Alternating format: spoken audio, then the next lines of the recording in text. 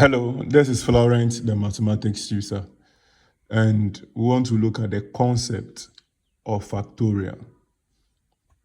Now, the definition is factorial is basically the product of all positive whole numbers from n down to 1. The product of all positive whole numbers from n down to 1. So, which means that here, n represents a given number. N represents a given number. So we move downwards from the given number to 1. Then after getting these values, we find their product. So here, I wrote that n is the given number. And this is the symbol for factorial.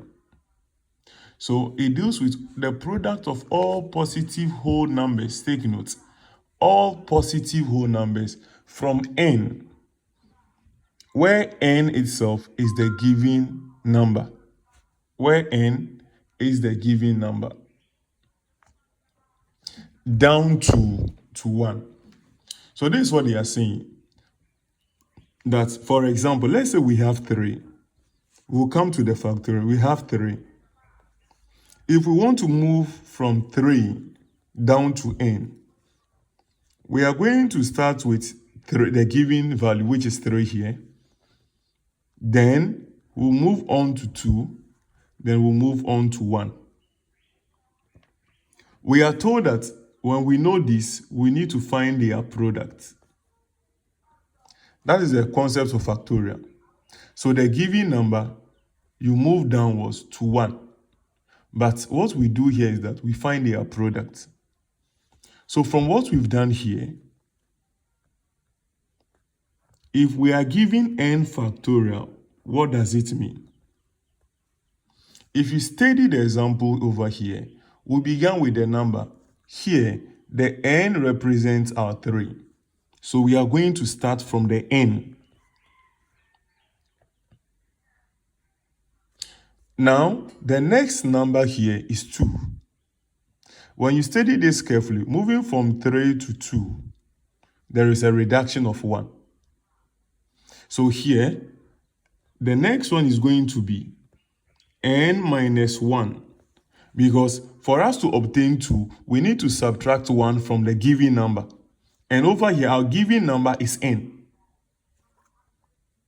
The next one, moving from the given number to 1, there is going to be a reduction of 2. Here, our given number is n. So we have n minus 2. So now listen. So when the number is given, you move downwards by reducing it by 1 for each successive number you obtain. So when it comes to factorial, basically, you are finding the product of all positive numbers from n, where n is the given number. So for example, if we are given 6 factorial, it means we are going to have 6, multiplying the next number, 5, followed by 4, followed by 3, followed by 2, followed by 1. Then we find their product. So let's say 6 times 5 is 30. 30 times 4, 120. Times 3, 360 times 2. To give us 720.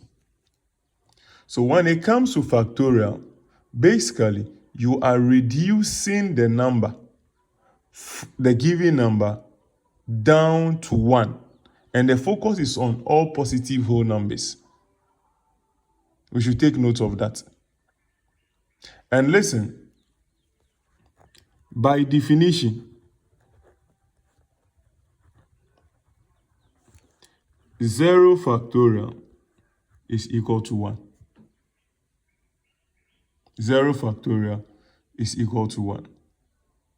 Now, let's come back to this. You realize that the last value by which you reduce the given number is always the same as the first number after the given value. So here, 6. If we are to expand this, you get to see that here, for us to obtain the 1, it should be the given number 6 minus 5. And the 5 happens to be the first number after the given number. So take note, when it comes to factorial, it's a reduction backwards. But take note that the focus is on positive whole numbers. Positive whole numbers. Now, let us add this one. Look here. If we know 4 factorial as 4 multiplying 3 multiplying 2 multiplying 1, and we are being asked to find 5 factorial. 5 factorial 2 is 5 multiplying 4 multiplying 3 multiplying 2 multiplying 1. Look at a scenario here. You get to see that for us to obtain the 5 factorial, the only number which has been introduced to the 4 factorial is 5. So we can say that our 5 factorial is basically the same as 5 multiplying 4 factorial. Because the whole of this 4, 3, 2, 1 represent the 4 factorial. And when we solve, 4 factorial is 24. So 5 factorial will be 5 times 24, giving us 120. Let's check if it is true. 5 times 4 here is 20, times 3 is 60, times 2 is 120. And this is Florence, the mathematics tutor.